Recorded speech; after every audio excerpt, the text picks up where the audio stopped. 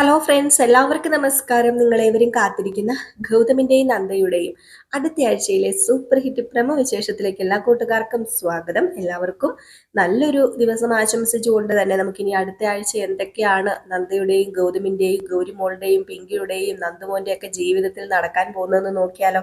അപ്പൊ അതിനു മുമ്പായിട്ട് ആരെങ്കിലും നമ്മുടെ ചാനൽ ആദ്യമായിട്ട് കാണുന്നുണ്ടെങ്കിൽ ഇതുവരെ സബ്സ്ക്രൈബ് ഒന്നും ചെയ്ത് വെച്ചിട്ടില്ലെങ്കിൽ തീർച്ചയായിട്ടും ഒന്ന് സബ്സ്ക്രൈബ് ചെയ്ത് വെച്ചോളൂ. അതിനോടൊപ്പം തന്നെ നമ്മുടെ വീഡിയോ ഇഷ്ടപ്പെടുകയാണെങ്കിൽ ഒരു ലൈക്ക് അടിച്ചിട്ട് പോകാവുള്ളേ. അപ്പൊ നമുക്ക് നേരെ അടുത്ത ആഴ്ചയിലെ സൂപ്പർ ഹിറ്റ്, അതായത് നെക്സ്റ്റ് വീക്ക് പ്രമോ വിശേഷത്തിലേക്ക് കടക്കാം. അങ്ങനെ നമ്മുടെ നന്ദ ജയിലല്ല, ആ ഒരു സെല്ലിൽ നിന്ന് സെല്ലല്ലോ സോറി ലോക്കപ്പിൽ നിന്ന് ചാടി പോയിരിക്കുകയാണ്. ഏതായാലും ഒരു ഡോക്ടർ ആണല്ലോ, അപ്പൊ അതിൻ്റെതായ ചില ബുദ്ധികളൊക്കെ നമ്മുടെ നന്ദയ്ക്കും ഉണ്ട്. നന്ദ അതുപോലെ ഒരു കുരുട്ടു ബുദ്ധി ഉപയോഗിച്ചു. നമ്മുടെ നന്ദ പെട്ടെന്ന് തലകറങ്ങി വീഴുന്നത് പോലെ ഇങ്ങനെ അഭിനയിച്ചു. ആ ഒരു സമയത്ത് അവിടെ നിന്ന് വനിതാ പോലീസ് പോകുന്ന നേരം കൊണ്ടാണ് നമ്മുടെ നന്ദ ആ സ്പോട്ടിൽ മുങ്ങിയിരിക്കുന്നത്. ഏതായാലും മുങ്ങിയാൽ മാത്രം പോരല്ലോ, നമ്മുടെ ഗൗരി മോളുടെ അടുത്ത് വരികയും കൂടി ചെയ്യണം. കാരണം അങ്ങനെ വന്നു കഴിഞ്ഞാലേ തൻ്റെ കുഞ്ഞിനെ അവിടെ നിന്ന് കൊണ്ടുപോകാനായിട്ട് പറ്റുകയുള്ളൂ.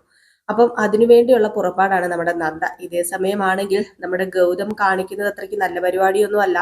ഗൗതമിന് നന്ദുമോൻ എന്ന് പറഞ്ഞ അത്രയ്ക്കും വലുതായിരുന്നു. ഇപ്പൊ ഒരു സ്വന്തം കുഞ്ഞ് വന്നാൽ കൂടി ഒരിക്കലും ഗൗതമോനല്ലല്ലോ നമ്മുടെ നന്ദുമോനെ ഗൗതമിന് മാറ്റി നിർത്തേണ്ട കാര്യമില്ല.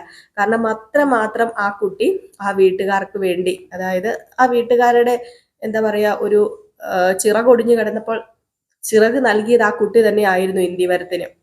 ആ കുട്ടി വന്നതിൽ പിന്നെയാണ് നമ്മുടെ ഗൗതമിനെ പോലും തിരിച്ചു കിട്ടിയത്. ഗൗതം ആ ഒരു എന്താ പറയാ, ഒരു ഈ മദ്യത്തിനൊക്കെ അഡിക്റ്റ് ആയി പോവുകയും അങ്ങനെ വല്ലാത്തൊരു മാനസികാവസ്ഥയിലായിരുന്നല്ലോ. അപ്പൊ ആ കുട്ടി വന്നതിൽ പിന്നെയാണ് നമ്മുടെ ഗൗതമായി മാറിയതും ആ ഒരു കമ്മീഷണർ ആയതും ഒക്കെ. അപ്പൊ അതുകൊണ്ട് തന്നെ ഒരിക്കലും ആ കുട്ടീനെ മാറ്റി നിർത്താൻ പാടില്ലായിരുന്നു.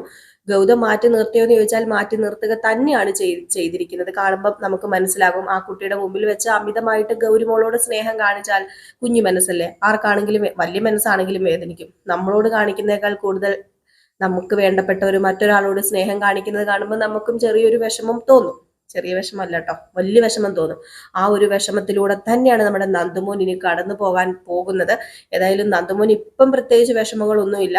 ഗൗരിമോളുടെ അമ്മ അടുത്തില്ലല്ലോ, അതുകൊണ്ടാണ് ഇത്രയും സ്നേഹം കാണിക്കുന്നത് എന്നാണ് ആ കൊച്ചുകുട്ടി വിചാരിച്ചിരിക്കുന്നത്. അപ്പൊ അതുകൊണ്ട് തന്നെ ഇപ്പൊ വലിയ ആ ഒരു എന്താ പറയാ, ആ ഒരു വ്യത്യാസം ഒന്നും തോന്നുന്നില്ല. പക്ഷേ ഇനിയിപ്പോ അടുത്ത ആഴ്ച നമ്മൾ കാണാൻ പോകുന്നത് നന്ദുമോന്റെ ആ ഒരു മാനസികാവസ്ഥ തെറ്റുന്നത് തന്നെയാണ് കേട്ടോ.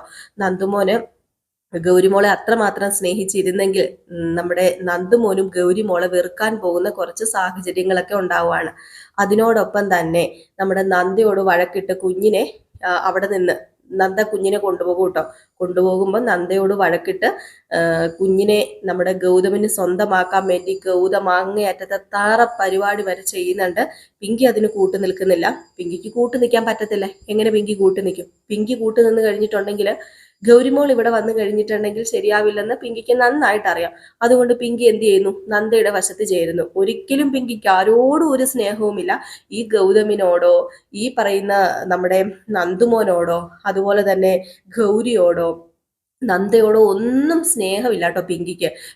പിങ്കിയുടെ സ്വാർത്ഥ കാര്യങ്ങൾ നേടിയെടുക്കാനും നമ്മുടെ ഗൗതമിനോട് സ്നേഹം ഉണ്ടെന്ന് വേണമെങ്കിൽ പറയാം. ഗൗതമിനെ നേടിയെടുക്കാനും ഗൗതമിന്റെ ഭാര്യയാകാനും വേണ്ടിയുള്ള ശ്രമത്തിൽ തന്നെയാണ് തുടരുന്നത്.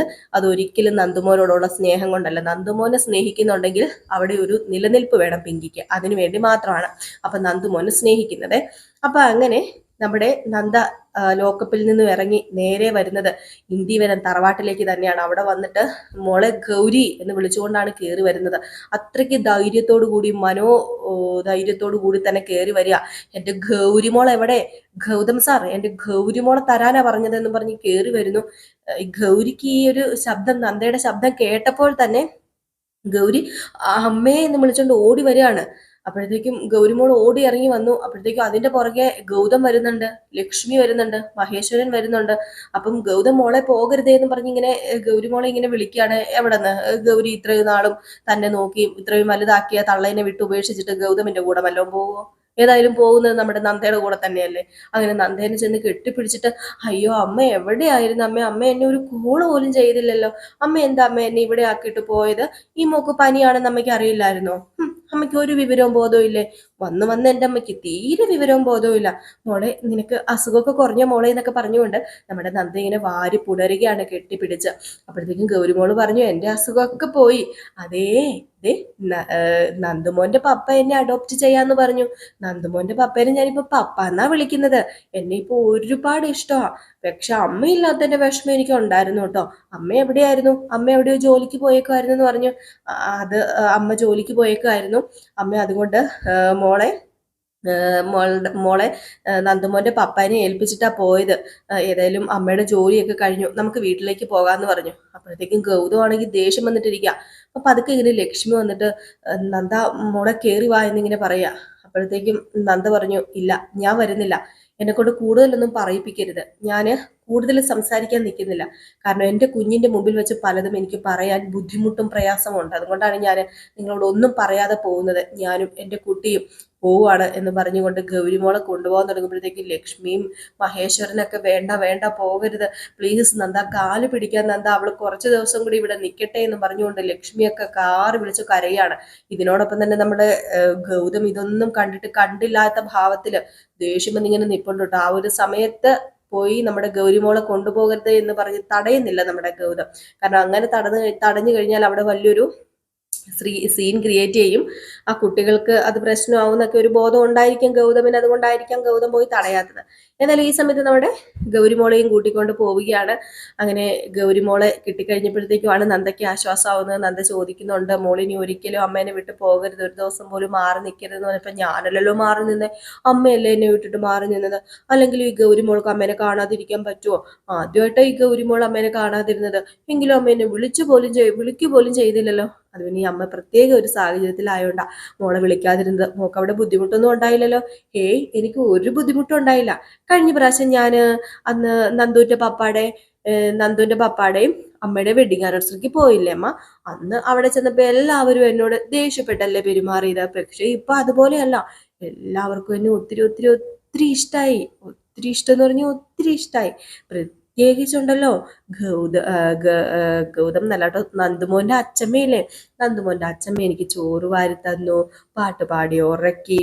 അതുപോലെ പപ്പ എന്നെ പാട്ടുപാടി ഉറക്കി, കുറേ ടെഡി ബെയർ മേടിച്ചു തന്നു. സത്യം പറഞ്ഞാലേ എൻ്റെ സ്വന്തം പപ്പയെ പോലെ എനിക്ക് തോന്നിയത്. ഇത് കേട്ട് കഴിഞ്ഞപ്പോഴത്തേക്ക് നമ്മുടെ നന്ദയ്ക്ക് എന്തോ പോലെ ആയിപ്പോയിട്ടോ. നന്ദ ഗൗരിമോളെ കെട്ടിപ്പിടിച്ചിട്ട് മോക്കമ്മ മാത്രം മതി, മോക്കമ്മ മാത്രം മതി, അമ്മയ്ക്ക് മോളും മോൾക്ക് അമ്മയും മാത്രം മതി എന്നും പറഞ്ഞ് കരയാണ്. അപ്പം ഈ കുട്ടി ചോദിക്കുന്നുണ്ട്, അമ്മ എന്തിനാ അതിന് കരയുന്നത്? അവൻ എന്നെ സ്നേഹിക്കുന്നത് അമ്മയ്ക്ക് ഇഷ്ടപ്പെട്ടില്ല അല്ലേ?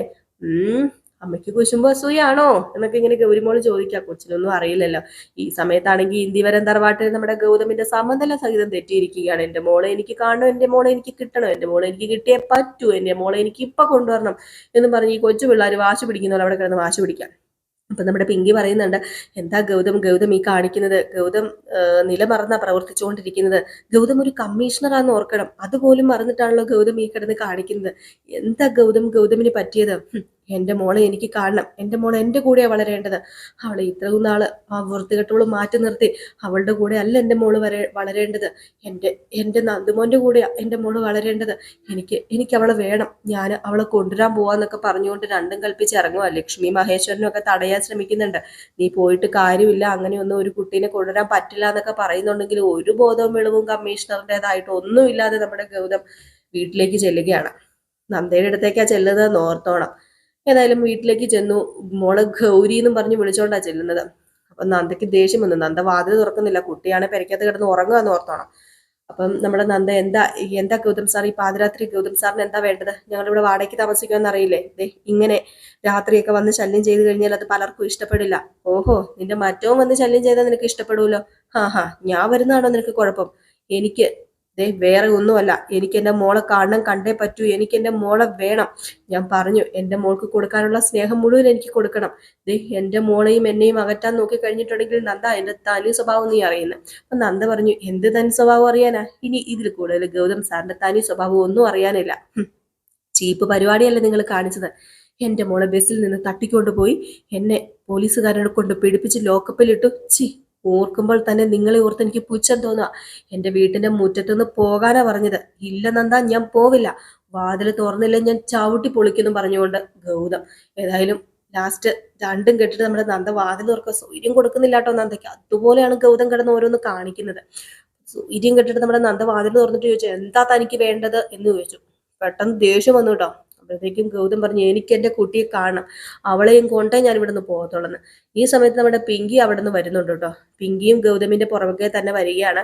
എന്നിട്ട് പിങ്കി വന്നിട്ട്, എന്താ ഗൗതം ഇവിടെ കിടന്ന് ഒച്ച വെക്കുന്നതെന്ന് ചോദിക്കുന്നുണ്ട്. അപ്പം നിന്നോട് ആരാ ഇപ്പൊ ഇങ്ങോട്ടേക്ക് എഴുന്നള്ളി വരാൻ പറഞ്ഞെന്ന് ചോദിക്കുമ്പം, പിന്നെ ഇങ്ങോട്ടേക്ക് വരാതെ ഇവിടെ ഇവർ രണ്ടുപേരും താമസിക്കുക, എന്തിനാ വെറുതെ വന്ന് പ്രശ്നം ഉണ്ടാക്കി ഓരോന്ന് ഇങ്ങനെ ആക്കുന്നത്, ഗൗതം ബാ നമുക്ക് പോകാന്ന് പറയുമ്പോഴത്തേക്കും, ഇല്ല ഞാൻ വരില്ല, എനിക്ക് എൻ്റെ മോളെ വേണമെന്ന് പറഞ്ഞുകൊണ്ട് പിടിവാശി പിടിക്കുന്നു. നന്ദ പറഞ്ഞു, പറ്റില്ല, കാണാൻ പറ്റില്ല, ഈ രാത്രി പോയിട്ട് നിങ്ങൾ വേണമെങ്കിൽ പകല് വാ, പകല് വന്നു കഴിയുമ്പോഴത്തേക്കും മോക്ക് നിങ്ങളുടെ കൂടെ വരാൻ സമ്മതമാണെങ്കിൽ നിങ്ങളുടെ കൂടെ വരട്ടെ, അല്ലാതെ എൻ്റെ മോളെ ഞാൻ വിടില്ലെന്ന് തന്നെ പറഞ്ഞു. ഏതായാലും ഗൗരിമോള് പോകാനൊന്നും പോകുന്നില്ല ഗൗതമിന്റെ കൂടെ. നന്ദ ഇട്ടിട്ട് ഗൗരിമോള് പോവുക. ഈ സമയം നമ്മുടെ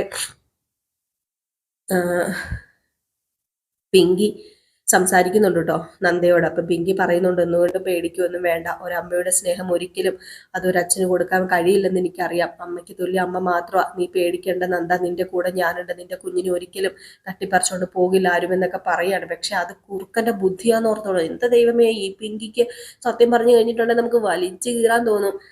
പിങ്കിയുടെ ആ ഒരു ഇത് നേടാൻ വേണ്ടി പിങ്കി എന്തും ചെയ്യാനും തയ്യാറാണ്. പിങ്കി എന്തും ചെയ്യും ഗൗതമിനെ കിട്ടാൻ വേണ്ടി. ഇപ്പോഴും ഗൗതം ഗൗതം ഗൗതം എന്നുള്ള ആ ഭ്രാന്ത് നമ്മുടെ പിങ്കിക്കുണ്ട്. പിങ്കി ഇതുവരെ ആയിട്ട് പഠിച്ചിട്ടില്ല, പിങ്കി പഠിക്കാൻ പോകുന്നതേ ഉള്ളൂ.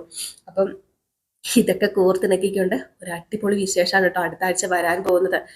ഈ ഒരു സത്യം മാത്രമേ തെളിഞ്ഞിട്ടുള്ളൂ, നിങ്ങൾ ഓർക്കണം. ഇനി ഒരു സത്യവും കൂടി തെളിയാൻ കിടക്കുക. നമ്മുടെ നന്ദുമോൻ ഈ പിങ്കിയുടെ ആരുമല്ല, നന്ദുമോന്റെ അവകാശിയും നന്ദയും ഗൗതമുമാണെന്നുള്ളത് അതുകൂടെ അറിയുമ്പോഴാണ് നമ്മുടെ പിങ്കി ഈ രണ്ട് വള്ളത്തിൽ കാല് കുത്തി കളിക്കുന്ന കളി അങ്ങോട്ട് അവസാനിക്കാൻ പോകുന്നത്, മൂക്കും കുത്തി നേരത്ത് വീഴാനും പോകുന്നത്. അപ്പൊ അതൊക്കെ നമുക്ക് കാത്തിരുന്ന് തന്നെ കാണാം. അപ്പൊ എല്ലാവരും കാത്തിരിക്കുക. അപ്പൊ അടുത്ത വിശേഷവുമായിട്ട് എത്രയും പെട്ടെന്ന് വരാട്ടോ. അപ്പൊ നിങ്ങളുടെ സ്നേഹത്തിനും സപ്പോർട്ടിനും ഒക്കെ ഒരുപാട് നന്ദിയുണ്ട്. ഇനിയിപ്പോ നാളെ നമുക്ക് വിശേഷം കാണില്ല, എന്തെങ്കിലും പുതിയ അപ്ഡേറ്റുകൾ കിട്ടുകയാണെങ്കിൽ ഞാൻ അപ്ലോഡ് ചെയ്യാം കേട്ടോ. പുതിയ അപ്ഡേറ്റുകൾ കിട്ടുകയാണെങ്കിൽ. ഇപ്പൊ വന്നിരിക്കുന്നത് നമുക്കൊരു ഈ ഒരു ചെറിയ പ്രമോയാണ് കിട്ടിയിരിക്കുന്നത്. ഇനിയിപ്പോൾ വേറെ എന്തെങ്കിലുമൊക്കെ ഞാൻ അറിയുകയാണെങ്കിൽ നിങ്ങളോട് പറയാനായിട്ട് വരാം. ഇല്ലെങ്കിൽ നമുക്ക് നാളെ വിശേഷം കാണില്ല, തിങ്കളാഴ്ച വിശേഷം കാണത്തുള്ളൂ കേട്ടോ. അപ്പം നിങ്ങളേവരും കാത്തിരിക്കുക, സപ്പോർട്ട് ചെയ്യുക. പിന്നെ നമ്മുടെ വീഡിയോയ്ക്ക് ഒരു ലൈക്ക് അടിച്ചിട്ടേ നിങ്ങൾ പോകാവുള്ളൂ. നിങ്ങൾക്ക് ഇഷ്ടപ്പെടുകയാണെങ്കിൽ ഒരു ലൈക്ക് അടിച്ചിട്ടേ പോകാവുള്ളൂ. കാരണം ഈ വീഡിയോസ് നമ്മൾ ലൈക്ക് അടിക്കാൻ പറയുന്നത് ഞാൻ പലപ്പോഴും പറഞ്ഞിട്ടുണ്ട്. ഇത് വേറെ ആൾക്കാരിൽ എത്തിപ്പെടണമെങ്കിൽ നിങ്ങളുടെ എത്ര ലൈക്ക് കൂടുതലുണ്ടോ അതനുസരിച്ചാണ് നമ്മുടെ വീഡിയോയ്ക്ക് ഇങ്ങനെ റീച്ച് കൂടുന്നത്. അതായത് റെക്കമെൻഡേഷൻ ലിസ്റ്റിൽ കയറ്റി വിടുക. നമ്മുടെ യൂട്യൂബ് മാമൻ റെക്കമെൻഡേഷൻ ലിസ്റ്റിൽ കയറ്റി വിടണമെങ്കിൽ നമ്മുടെ യൂട്യൂബ് മാമൻ എന്നൊന്നും പറയാൻ പറ്റത്തില്ല എൻ്റെ ഈശോയെ. നമ്മുടെ ജീവിത വരുമാന മാർഗമാണ് നമ്മുടെ യൂട്യൂബ് എന്ന് പറയുന്നത്. അപ്പം നമ്മുടെ യൂട്യൂബ് നമ്മുടെ ദൈവത്തെ പോലെ തന്നെയാണ് കേട്ടോ. നമ്മൾ കളിയാക്കി പറഞ്ഞൊന്നുമല്ല, ആ ഒരു വേലി ഞാനങ്ങ് പറഞ്ഞു പോയതാണ്. അപ്പം നമ്മുടെ യൂട്യൂബ് നമ്മുടെ റെക്കമെൻഡേഷൻ ലിസ്റ്റിൽ കയറ്റി വിടണമെങ്കിൽ തീർച്ചയായിട്ടും നിങ്ങളുടെ ഒരു ലൈക്ക് അത് നമുക്ക് അത്യാവശ്യമായിട്ടുള്ള കാര്യമാണ് കേട്ടോ. അപ്പം നമ്മളെ സ്നേഹിക്കുന്നവരും ഒക്കെ കഥ കേൾക്കാൻ ആഗ്രഹിക്കുന്നവരൊക്കെ കേട്ടിട്ട് ഒരു ലൈക്ക് അടിച്ചിട്ട് പോണേ. Tata, bye bye.